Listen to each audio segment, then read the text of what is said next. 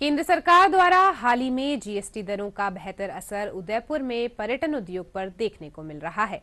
यहाँ के hotel, restaurant और खाने पीने की चीजों पर जीएसटी की दरें कम होने से पर्यटन उद्योग को अच्छा बढ़ावा मिल रहा है। उदयपुर में 1 अक्टूबर से पर्यटन सीजन की शुरुआत होने वाली है। व्यापारियों को उम्मीद है कि इस बार जीएसटी की दरों में कमी होने से देसी विदेशी पर्यटकों की तादाद में इजाफा होगा और पर्यटन के कारोबार को नई गति मिलेगी।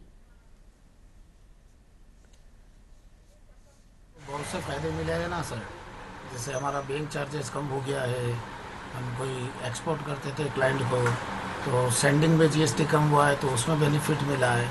एक मध्यम वर्गीय जो परिवार जो है, मध्यम वर्गीय जो सैलानी यहाँ पर आते हैं, टूरिस्ट जो यहाँ पर आता है, उसको बहुत बड़ा बेनिफिट है।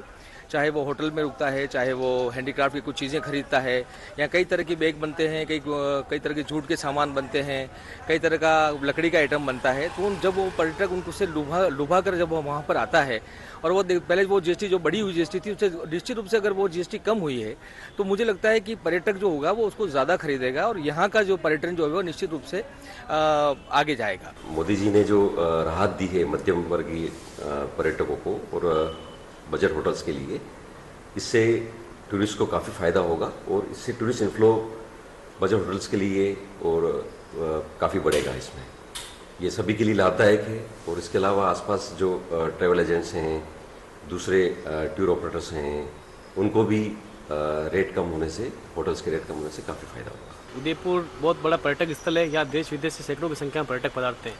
अभी हाल ही में केंद्र सरकार, मोदी सरकार द्वारा जीएसटी में 2.0 में कुछ दरों को घटाया गया है। जो पहले 7,500 तक जो 12% लगता था, उन्होंने रिड्यूस करके 5% किया है।